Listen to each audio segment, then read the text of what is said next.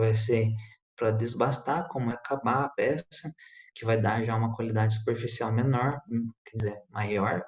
Então, esse tipo de processo aqui normalmente é um processo de conformação mecânica a frio. Então, processos a quente normalmente são processos desbastadores.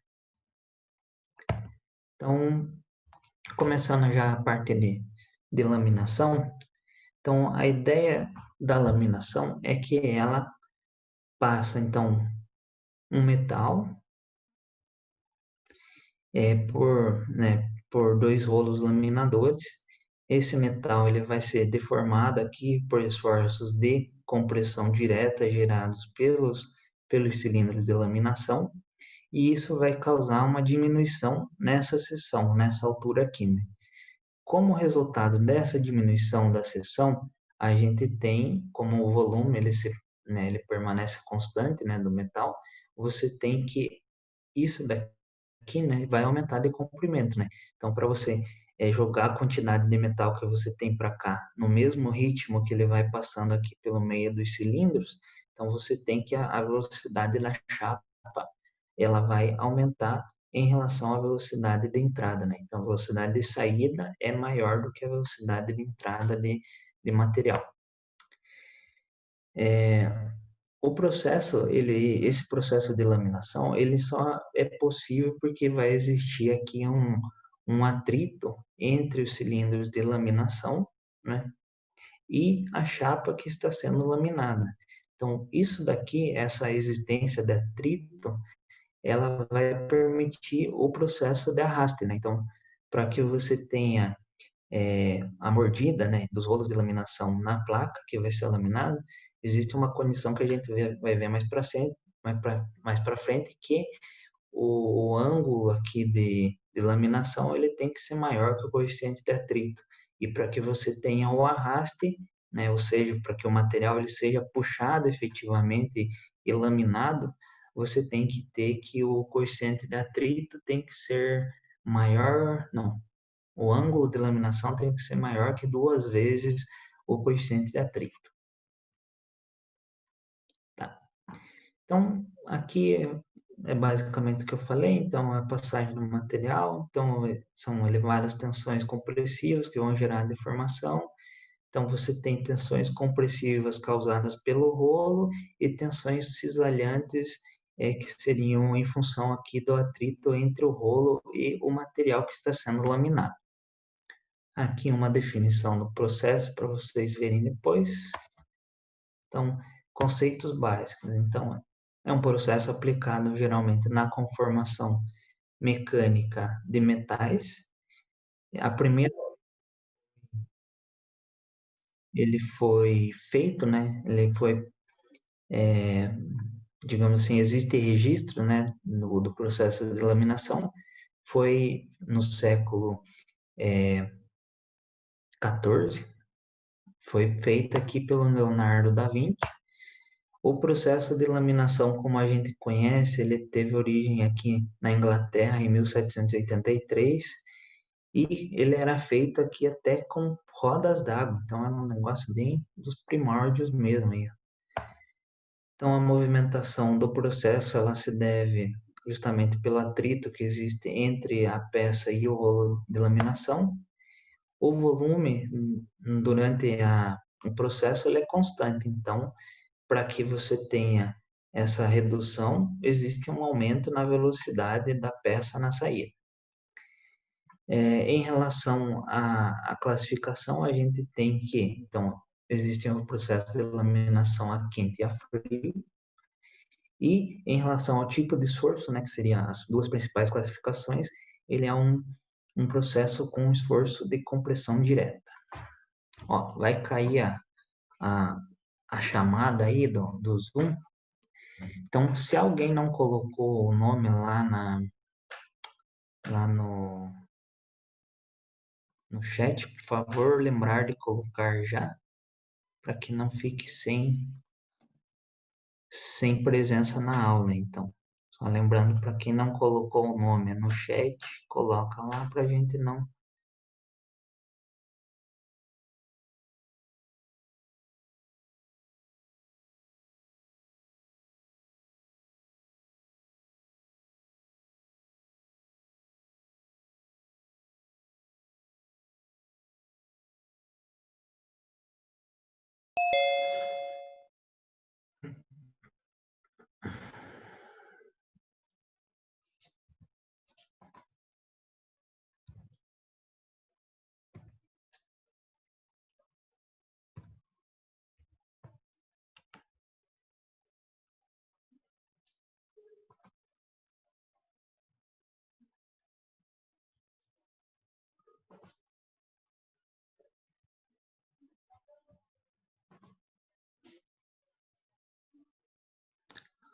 Vou esperar mais um minutinho para ver se mais alguém entra. Se não entrar, eu já continuo.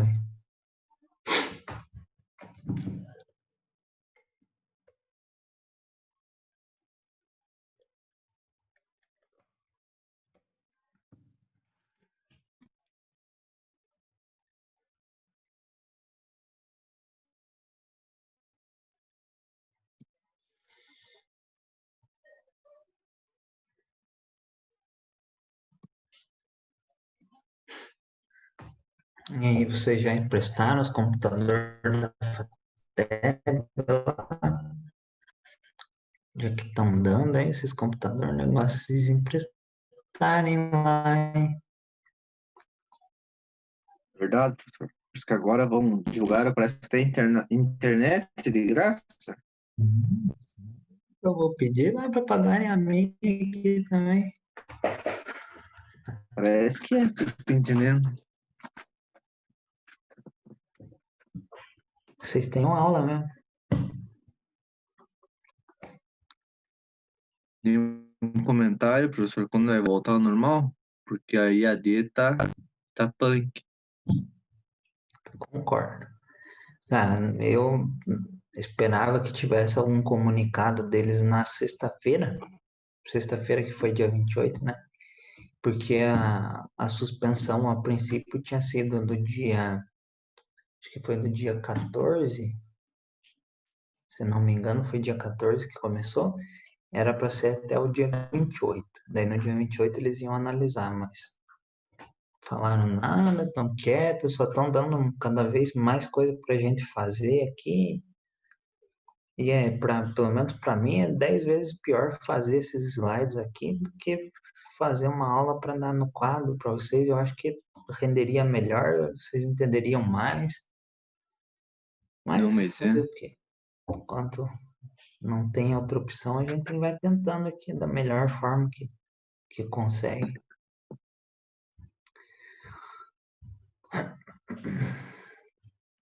Ó, então, continuando lá. Então, os processos de laminação, eles podem dar origem a produtos planos e não planos, né? Então, você pode ter uma chapa ou um perfil laminado, por exemplo. Então, a laminação a quente, né? Então, o processo de laminação a quente tem como característica uma temperatura mais alta, né? Então, vai estar lá acima da temperatura de cristalização. Então, é, já dá para a gente concluir que ele pode é, fazer então processos de desbaste, né? Então ele não é um processo de acabamento em função justamente daquela formação de carepas, né? Em função da oxidação na superfície do metal. Então ele vai dar origem aqui a produtos semi-acabados. Então você tem como característica da recristalização já a ausência do encroamento, né? Então você não vai ter aquela microestrutura toda deformada com textura, né? Porém, né, como é um processo que é a quente, né, como eu já falei, então ele vai ter um baixo acabamento superficial e uma baixa precisão dimensional. Então, você não tem produtos assim com muita qualidade numa laminação a quente. Aí, a laminação a frio, a gente tem já produtos acamados. Então, como eu disse, né, processos de conformação mecânica a frio, eles têm uma maior precisão dimensional, então, em função justamente da temperatura mais baixa. Como uma desvantagem, não seria exatamente uma desvantagem, né? Porque para algumas aplicações você precisa de uma estrutura encruada, né? Para ela ser mais dura em algumas, em algumas direções, né? Só vou colocar aqui o carregador no meu computador que já volta aí. Senão ele vai pifar.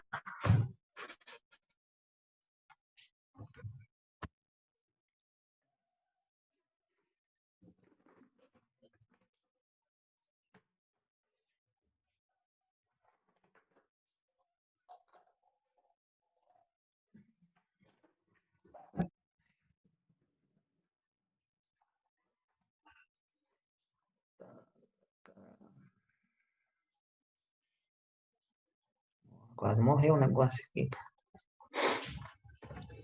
Então, conformação a frio, estrutura encruada, que é interessante para algumas aplicações, né? Então, não é necessariamente uma desvantagem do processo de laminação a frio, né? Então, é uma característica que pode ser interessante para algumas aplicações. Em relação aos produtos, então, normalmente produtos mais robustos, maiores, com um acabamento superficial um pouco pior, você teria relacionado à laminação a quente.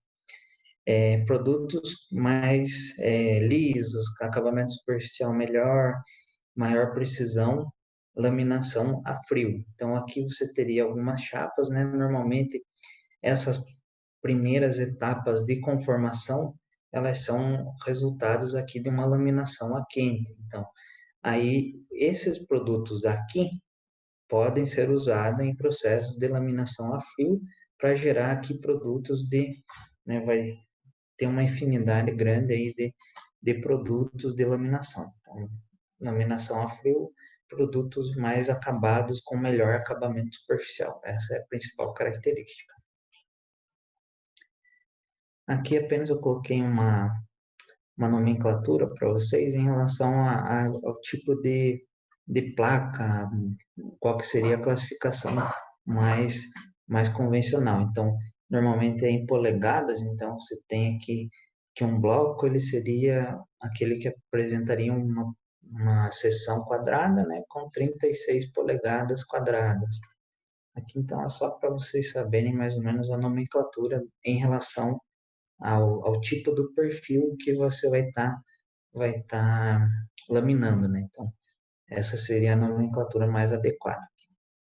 Aqui tem um gráfico que mostra também quando você tem uma tira, uma chapa fina, uma chapa grossa, que é para vocês darem uma olhada depois, mas é basicamente em função da espessura e da largura, você classifica entre essas diversas classes de chapa aqui. Então, agora a gente já, digamos assim, teve uma ideia geral do que seria o processo de laminação. Então, basicamente, o metal passa entre dois rolos de laminação, que vão dar forma aí para o metal. Em relação à classificação, então, em relação ao tipo de esforço, a gente tem que é um processo que utiliza de uma compressão direta, né? A compressão ela é gerada pelos cilindros de laminação. Em relação à temperatura, a gente classifica em duas classes, processo de laminação a quente e processo de laminação a frio. Então, processo de laminação a quente, produtos semi-acabados, né, rugosidade maior, acabamento superficial pior, precisão dimensional menor. Processo de laminação a quente, você tem a estrutura com encruamento, né? Você vai ter aquela estrutura com textura.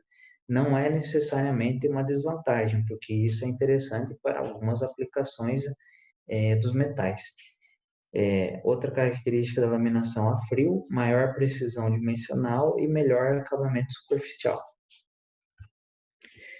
Agora a gente vai entrar na parte dos laminadores em si. Então, basicamente os laminadores eles exigem, né, uma alta potência do equipamento. Então, um motor que vai girar um rolo de laminação normalmente é um puta motorzão lá para aguentar deformar um material metálico, né? Em relação aos tipos de produtos, né? Então, você tem diversos perfis desses cilindros de laminação. Por exemplo, aqui você tem um trem de laminação que se não me engano, para formar tubos. Então, seria uma estrutura tubular, algo similar a isso aqui, tipo um tubo quadrado. Ele vai começar dobrando pouco até chegar numa dobra maior lá que vai conseguir fechar um tubo de seção retangular. Então, esse arranjo em linha de vários cilindros de laminação recebe o nome de trem de laminação. Os laminadores eles são classificados em relação, né, em função do arranjo e do número dos cilindros de laminação. Então, em função disso aqui, a gente classifica nessas diferentes categorias aqui os cilindros de laminação. Então, os laminadores são classificados em função dos cilindros de laminação. Então, aqui, classificação dos laminadores, não dos cilindros de laminação. Então, a gente vai começar com o mais simples, então, o laminador duo, né? Então, é o mais simples de todos, seria aquele esquema inicial, você tem 2 cilindros de laminação, aí você tem uma variação dele, que seria o laminador duo reversível, a diferença é que esse caso aqui, ele faz o cilindro girar nas duas direções, então ele pode, normalmente esse daqui não é para um fluxo contínuo, né? Esse daqui pode ser usado num fluxo contínuo, então esse aqui, ele vai girar para cá, a chapa passou, você abaixa os cilindros de laminação, né? Dá um passe de laminação, diminui, né, o espaçamento entre os cilindros, muda o sentido, volta laminando no outro sentido. Então, ele é para laminar nos dois sentidos, normalmente para escalas menores, né, esse daqui.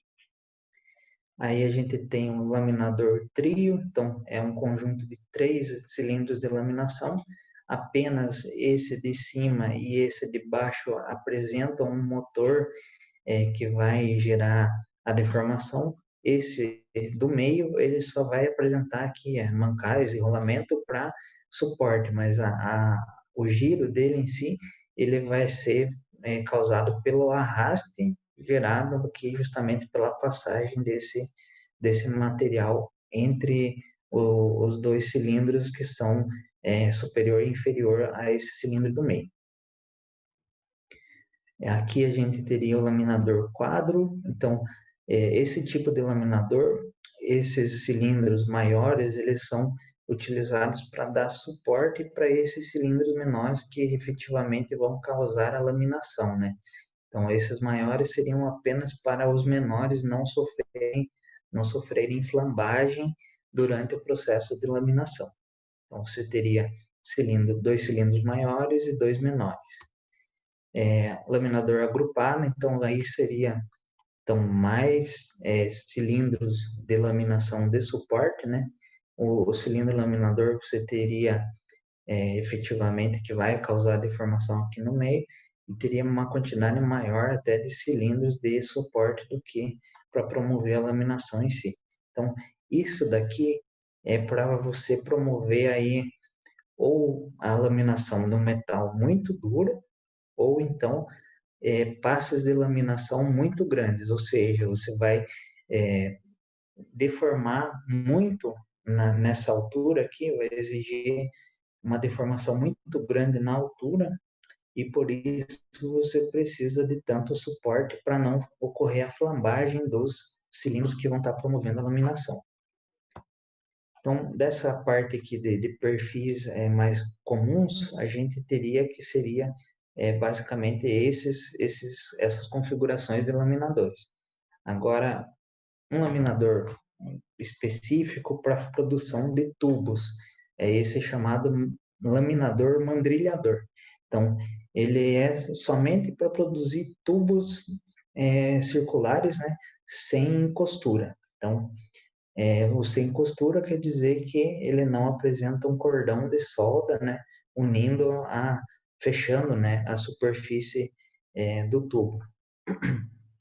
Então, esse cilindro de laminação, ele se aproveita, digamos assim, de um efeito que é causado por esses dois cilindros de laminação. Então, a presença desses dois cilindros, né, de laminação e a configuração deles causa o chamado efeito Manesman.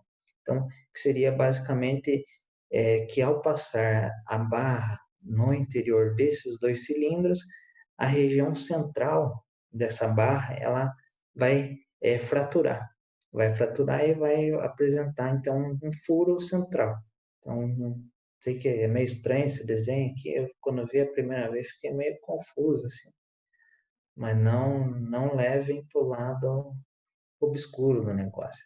Então, esse buraco que é formado aqui, ó, ele é utilizado justamente aqui por essa ferramenta, né, que seria uma ferramenta estacionária, que ela vai gerar aí um perfil tubular. Então, você teria que, em função desse efeito de abrir essa abertura aqui, é, esse, esse punção aqui, ele vai se aproveitar para fazer justamente o perfil de tubos de seção circular.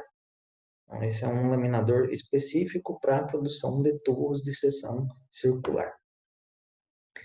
E aqui você teria um exemplo aqui seria justamente um trem de laminação, algo similar ao que eu mostrei lá no primeiro slide. Então, você teria uma sequência de laminadores que vão partir de uma forma plana e vão causando aí uma dobra, né, gradativa dessa chapa, dessa placa, até que você tenha uma, uma estrutura de um tubo aqui no final, então um tubo de uma seção, por exemplo, quadrada, e no final do processo de laminação ainda se tem aqui um eletrodo para fazer a soldagem. Então, nesse caso aqui, você poderia produzir um tubo com costura, né? Então, aqui um tubo sem costura, aqui um tubo com costura. Então, um outro tipo de cilindro de laminador, né, é o chamado laminador universal. Então, ele basicamente se refere a essa construção aqui. Então, você tem dois cilindros de laminação na horizontal e dois cilindros de laminação na vertical. Seria essa construção aqui, ó, dois cilindros de laminação, né, um acima e um abaixo, e dois aqui na, na vertical, né? Então, dois na horizontal e dois na vertical. Então, esse tipo de configuração, ela recebe aqui um nome, né, específico chamado de sistema XY. Então, você normalmente tem, né, uma sequência de laminadores, né, de cilindros de laminação, nesse caso aqui, nessa construção, e eles apresentam características diferentes, né? Então, esse daqui, ó, vocês podem ver que ele tem um perfil um pouco mais abaulado aqui na seção dele, enquanto esse aqui ele é plano, né? Então, primeiro ele vai formar tipo um X no perfil e depois ele vai formar o H. Por isso ele é chamado de sistema XH. Então, esse primeiro cilindro aqui ele vai dobrar as pontas, formando tipo um chanfro, né? E esse chanfro ele vai diminuindo à medida que passa por outros cilindros de laminação, até chegar no perfil H ou perfil I da, de um perfil laminado, né? Então, aqui só mostrando então a ideia do perfil X lá, né? Os cilindros que vão causar essa laminação, né? Então, vai causar mais ou menos isso aqui na placa de metal.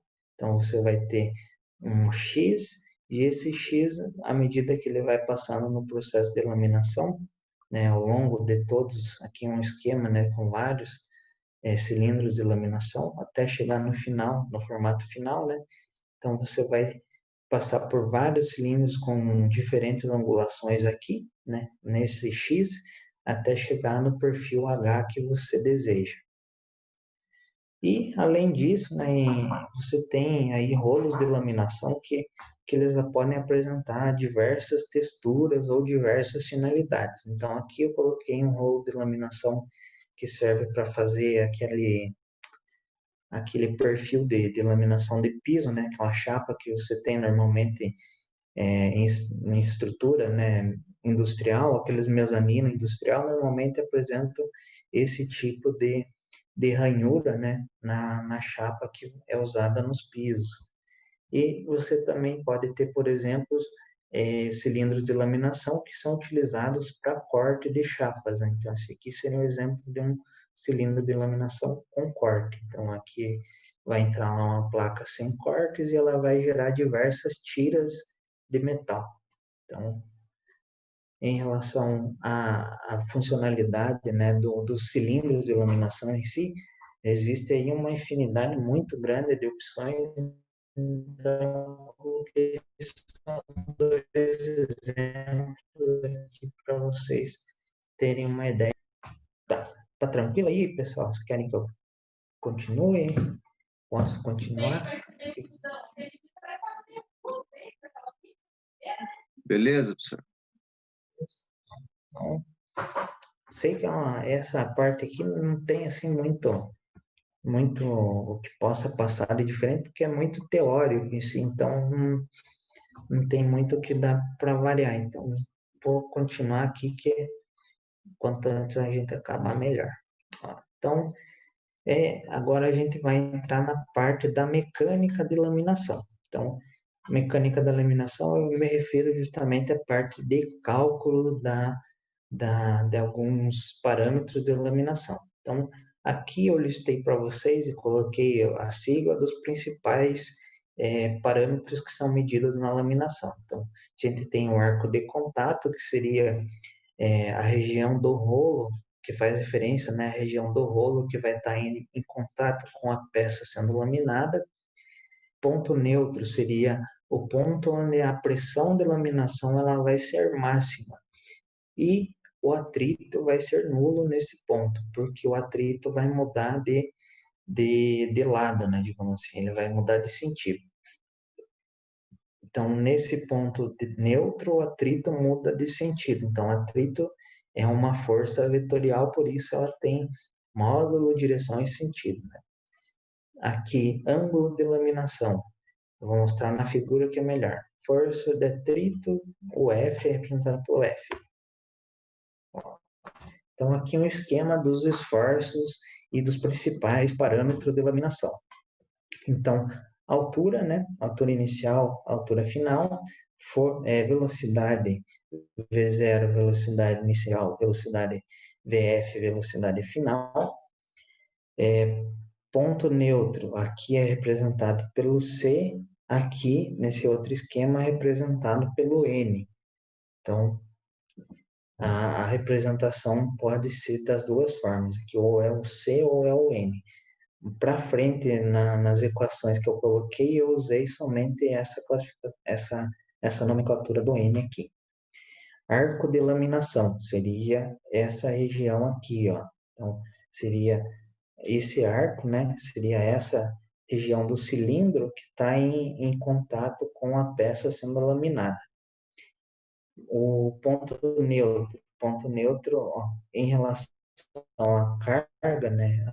A carga de laminação, que a gente chama do P aqui, ó. O ponto neutro, né? O C, que está aqui representado na figura, ele vai ser o ponto onde você tem a maior força, né? Então, a maior carga de laminação acontece aqui nesse ponto neutro. Então, passou do ponto neutro, a carga diminui, justamente porque praticamente nenhuma deformação aqui ela é realizada após o ponto neutro, né? Então, outra coisa importante de frisar em relação ao processo de laminação é que as tensões em relação ao metal, né, as tensões elas têm que estar acima da tensão de escoamento, né? Se você estiver trabalhando abaixo da tensão de escoamento, mecanicamente o metal ele sempre vai estar aí acima da tensão de escoamento do metal. E outro ponto importante é que vai ter que trabalhar sempre abaixo da tensão limite de resistência à tração. Seria o ponto máximo da curva tensão-deformação, que é a partir da onde você tem aquele processo de empescoçamento, ou seja, a deformação ela deixa de ser uniforme ao longo da peça. Então, você perderia a precisão dimensional se você deformasse acima da tensão de limite de resistência à tração lá. Tá. Então, mostrados aqui os principais parâmetros do processo, a gente vai para a parte de cálculo. Aqui eu só coloquei em relação ao ângulo, ao coeficiente de atrito, né? os valores que são mais comuns, né? Então, para o processo de laminação a frio e processo de laminação a quente. Que eu acho que eu coloquei um exercício no final.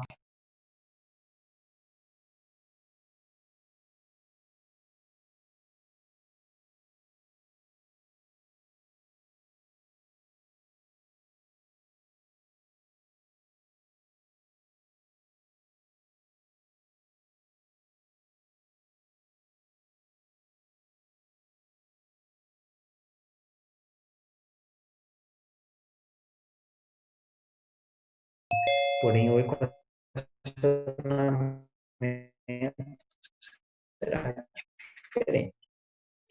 Então, a ideia é, então, o volume, né, de metal entrando entre os cilindros de laminação, ele vai ser igual ao volume que vai estar saindo dos cilindros de laminação. Então, basicamente o que ele fez aqui foi um balanço de massa e disse que o volume é constante, né? Agora, em relação à velocidade, justamente para manter o volume constante, né, a velocidade de, de saída, né, então a velocidade após o ponto neutro, aqui, após o ponto neutro, ela vai ser maior, a velocidade da chapa, ela vai ser maior que a velocidade do cilindro. Antes do ponto neutro, você tem mais massa para trás aqui, ó, do ponto neutro, para trás aqui. Então, a velocidade do cilindro ela é maior do que a velocidade da superfície da chapa. Então, passou do ponto neutro, a velocidade da chapa ela já está maior do que a velocidade do cilindro em si. No ponto neutro em si, então a gente teria que a velocidade seria igual. Então, passou do ponto neutro para cá ou para cá, as velocidades são diferentes. Isso aqui está mostrado aqui para baixo para vocês. Ó. Em relação à força de atrito, né? Então, a força de atrito antes do ponto neutro, ela está na direção do movimento, ou seja, a força de atrito ela vai estar para cá, ó, representada por esse Fzinho aqui, ó. Agora, passou do ponto neutro, a força de atrito ela vai mudar também de direção. Então, do início da laminação até o ponto neutro, força de atrito ela vai estar no sentido do processo de laminação. Passou do ponto neutro, ela muda de sentido, né? Então, aqui outras formas para calcular, então, aqui o comprimento desse arco de contato, né? Então, existe o arco de contato, né? Que seria o L, que seria referente a justamente o arco em si, né? Então, seria isso daqui, arco de contato, essa referência aqui, ó. Então, o arco mesmo em relação ao cilindro de laminação. Agora, o LP seria o comprimento do arco de contato. Então, uma simplificação utilizada em algumas equações, né, que usa somente o comprimento linear, que não usa o arco em si. Então, aqui para encontrar o comprimento linear, a gente tem essas duas equações aqui embaixo, aqui em cima, perdão. Ângulo de mordida. Ângulo de mordida é o ângulo de laminação. Então, em alguns casos, você encontra essa referenciação aqui, ângulo de mordida. Ele faz referência a esse ângulo aqui, ó. Então, é o ângulo formado entre... faz referência ao arco de laminação aqui, ó. Você tem o comprimento do arco de contato aqui, ó. Então, esse arco estaria referente ao ângulo de laminação ou ângulo de mordida. Ó, aquela condição que eu falei para vocês no começo lá. Então, para que você tenha mordida, ou seja, para que o metal, né, a placa de metal, ela seja, digamos, pega assim pelos cilindros de laminação, então tem uma condição em relação ao coeficiente de atrito. E para que o metal ele seja efetivamente puxado para dentro, tem outra condição em relação ao coeficiente de atrito também.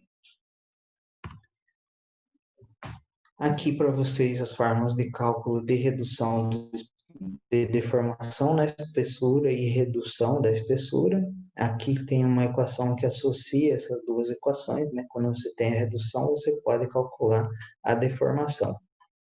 Aqui, o chamado fator delta. O fator delta está justamente relacionado com a deformação homogênea ou heterogênea do metal. Então, se for o fator delta maior do que 1, então, ele tem o surgimento aí de deformação heterogênea no metal. Aqui, para vocês calcularem o ângulo neutro, então, o ângulo neutro seria o ângulo formado entre aqui o ponto neutro, né, e o eixo aqui do cilindro de laminação. Então, você teria que faz referência a esse ângulo aqui. Então, existem diversas equações que vocês podem usar para calcular o ângulo do ponto neutro aqui, ó. Espessuras limites, esse aqui é importante, ó. Então, a espessura limite, existem duas que são as principais, que seriam a espessura mínima redutível. Então, essa daqui, ela faz referência por exemplo, assim, imagine que na laminação, você vai precisar de uma espessura mínima da chapa para que você, com aquele cilindro de laminação, né, um conjunto de cilindros de laminação, você consiga reduzir a espessura. Por exemplo, não adianta nada você passar uma folha, uma chapa de uma espessura de folha de papel em um cilindro de laminação que tem um espaçamento assim, mais ou menos essa ideia. Então, você pode calcular, né, em função do conjunto de cilindros de laminação, qual que é a espessura mínima, ou seja, ou falando em outros termos, qual seria a espessura que ele vai conseguir, esse conjunto de laminação vai conseguir causar alguma deformação, né? Então, espessura mínima redutível é relacionada a isso aí. E espessura mínima obtível, então, é o quanto de deformação você consegue produzir numa peça em um único passe. Então, um passe de laminação seria referente a você passar toda a peça pelo conjunto de laminação. Então, esse seria um passe de laminação. Então, em alguns casos, para você obter uma espessura menor, você tem que fazer mais de um passo de laminação em função disso aqui, da espessura mínima obtível, que você consegue com o conjunto de laminação que você tem. Aqui algumas fórmulas para calcular a espessura mínima redutível, que é essa que eu falei aqui. Então, essas seriam as equações. Aqui a gente tem o que eu já coloquei para vocês, né, o que significa cada uma das letrinhas aqui. Então, se não tiver a letra aqui embaixo, é porque ela está lá naquele primeiro slide que eu comecei da parte de mecânica da laminação. Então, tem lá no começo, se não tiver aqui, tem lá. Aqui para vocês calcularem, então, fórmulas para calcular o torque de laminação, então, ou seja, relacionado à força, né, necessária para você girar o cilindro, né, e promover a laminação. Então, aqui tem uma equação para você calcular o torque e a potência de laminação. Então, como o P ele já estava ocupado como sendo a carga de laminação, então o P, carga de laminação. O N eu coloquei como sendo a potência de laminação. E aqui eu deixei um exercício para vocês tentarem fazer. Então é uma coisa bem simples aqui, então é só vocês calcularem. Acho que as equações seriam as mais simples ali, não tem nada assim muito difícil. Então só para vocês tentarem fazer aí uma atividade relacionada à laminação e usar um pouco essas equações que vocês têm aí, bastante equação para tentar usar. Beleza. Alguma dúvida, pessoal? Como que vocês estão aí? Ô, professor, o meu não é uma dúvida, mas sim colocar um ponto de vista. Pelo menos eu, não sei se a turma também está passando pelo mesmo motivo. Se tiver, ajuda a expor-se. É o seguinte, tipo assim, nós estamos em aula online, né? Então parece que todos os professores né? Fica assim naquela de qualquer atividade online, e fica meio sobrecarregando. Uhum. Esse 6P, nós conversamos, né, o pessoal da sala, com o professor Gabriel e o Kevin. No momento, então, online, instância, ele retirou, não vai nos cobrar o 6P. Não teria como negociar também com você? Só resta você, para não ficar, tirar um pouquinho essa carga, só o 6P, senão fica redundante, né? Ó, eu fiz várias marcações aqui no caderno, né, da aula, daí tem que preencher no formulário e escanear, ou quebra muito, não? Não sei se só eu tô. A galera pode opinar aí também, galera. Tipo assim, os que for.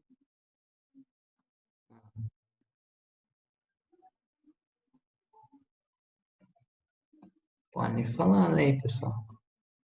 Ah, pensei que tinha saído aqui. Os que foram até a data de hoje, né? Aqueles que já fizeram bastante aluno, tranquilo. Só a partir de hoje, não sei até quando que vai Bom, essa eu aula. falar que seja assim, por mais que seja um porre mesmo, mas é o jeito mais fácil de ficar registrado numa atividade para vocês. Então, o que o Rodrigo, meu coordenador de vocês, passou para a gente é assim, ó, a gente precisa, digamos assim, registrar todas essas aulas que a gente está dando nessa modalidade para vocês poderem validar isso daí como aula de verdade, digamos assim. Então, para validar isso daí, a gente precisa registrar, então, essas aulas. Então, pelo menos, todas elas estão salvas no computador. Então, tipo, toda aula, ele gera um arquivo aqui, o Zoom o próprio, ele gera já um arquivo com a chamada de vocês ali, que é o chat, e com o vídeo, né?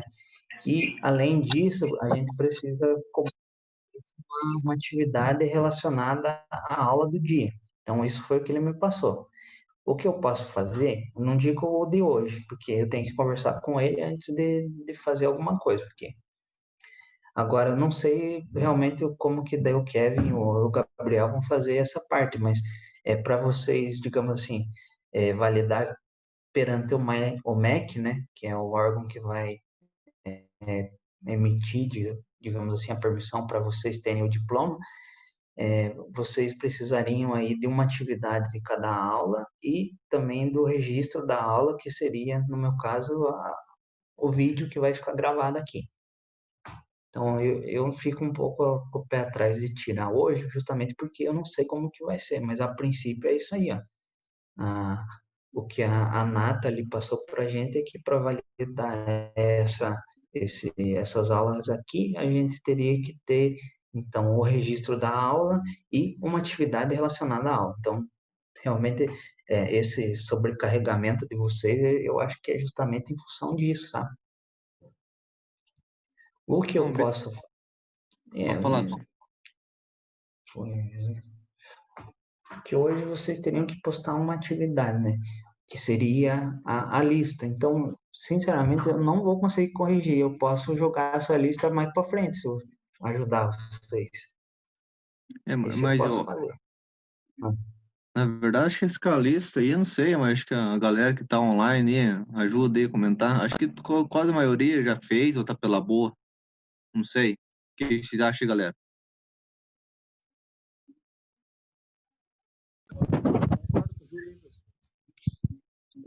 Ó, logo vai cair a chamada e acho que não vai funcionar de volta o link aí, só para deixar claro que eu não fechei.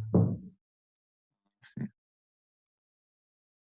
Não, mas então o pessoal não manifestou aí, professor. Então, só continua do mesmo jeito, né? Então, É,